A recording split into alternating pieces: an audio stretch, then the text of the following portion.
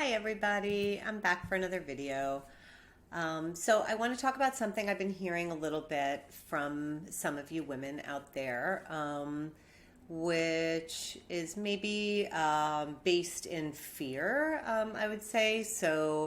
I guess talking a little bit about fear and what comes up around fearful feelings of being in this position of being currently married to a man, having spent, many years with this person, that you have built a family with, that you've built a friendship with, that you've built a life with, that you have, great security in continuing a relationship with, yet you are having feelings of attraction to women that you have had for quite some time, and never acted on them, for a variety of reasons. You were busy doing life and having kids and having a family, and now your kids are a bit older and you are no longer wanting to be sexually active with your husband, for a variety of reasons, that part of the relationship is no longer alive, and really starting to wonder what to do about this attraction that you have to women. And is this something that you want to act on now, at this point in life, or is it something that you can kind of just accept? Like, you have a great relationship with your husband in so many other ways. He fulfills a lot of things. Am I ever going to really find somebody that fulfills all of these things plus the sexual piece? So what I want to first say is, like, this is super tough. That's a really nuanced, complicated question that has no one simple answer. And so to really give yourself some space to be with this question, and also to see what it's like if you give yourself a little bit of permission to be slightly more expansive in your way of thinking about it.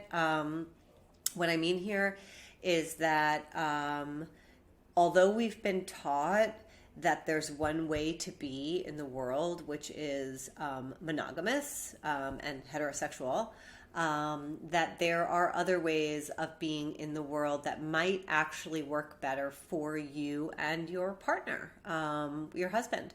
And so, it's very possible that you might be in a relationship where the friendship is really important and you don't want to lose that and you want to stay with your husband, but you also really want to have a relationship with a woman, whether that be the emotional intimacy piece, whether that be the sexual piece, whether it be both, is sort of, at this point, it's like unknown, because all you know is you feel like you're missing something.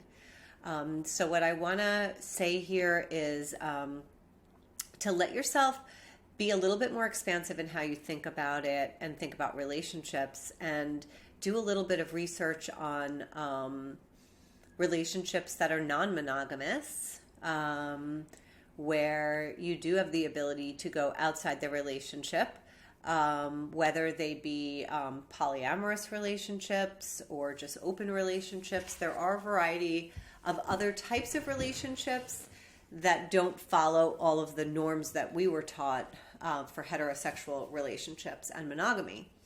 And I think that there's a feeling of fear that can come up around this topic, and also in doing something different, right? So we've been taught that there's one thing to do and it's the right thing, and it seems to make people really happy, and people are happy for us, and people are comfortable. They're really, really comfortable with the idea of, you're married to a man and you're monogamous. It just, there's no questions asked. It's very simple. It's very basic. It's not confusing. It doesn't make people's ears perk up. It's just accepted, which is all true, but that also might not work for you, and it might not be fulfilling for you. And at the same time, you also might not want to give up your marriage. And this is something I've been hearing a lot about lately, for women who are attracted to women, but also really are not wanting to leave their marriage because this is their best friend. And it's, I mean, does it have to be one or the other? And so, I guess what I'm trying to say here is that it doesn't necessarily have to be one or the other. That doesn't mean it can be that you can have both. But I think the answer here is really in the communication between you and your current spouse about where you are in your relationship, having a really honest communication about that, and deciding how you might be able to get some of these other needs met through another extra relationship that is outside of the marriage. Then people say, well, that's really risky. What if I fall in love with somebody else? Then what happens? Then I blow up my whole family, right? So then what I'm starting to hear is like, oh, well, I'm in this heterosexual monogamous box that really works because it's less scary, and I know what's expected, and nothing can really happen if I stay in that box. There's no risk, essentially. I mean, I just have to suffer with not having my needs met, but oh well. True. I mean, absolutely true. Like, you may be okay with that. That is something you can decide. Nobody can tell you to not do that or that you shouldn't do that. If that feels what's right for you, great, right? What I'm saying is, there are no guarantees in relationships, right? There are no guarantees in life. There are no guarantees in love. What there is there's risk, right? There are risks in love. And so, yes, it's possible you open up, you go outside the marriage, and something happens and the marriage dissolves. And had you not gone outside the marriage, that would not have happened. Yes, certainly could be true. You don't know that from where you are now. You haven't even had any of these conversations with your husband, so you don't know where he stands on anything.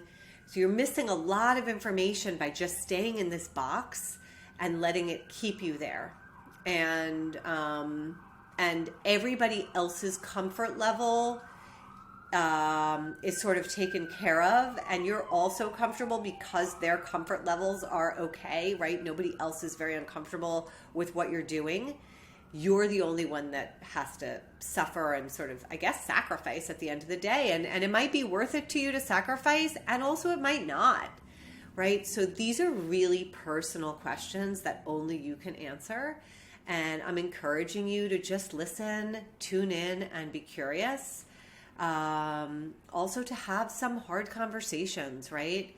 We got this one time through, like, really to try to just be as explicit and transparent, as honest as you can be, with your partners, with your loved ones. Expect the unexpected. Some people might really show up in ways you didn't think they would. Others might really fall off the path with you and you thought they never would, right? We don't know. There's risk involved in every aspect of life, right? So I'm just encouraging you to live more fully, live fully into you, and just keep staying curious. See you next time.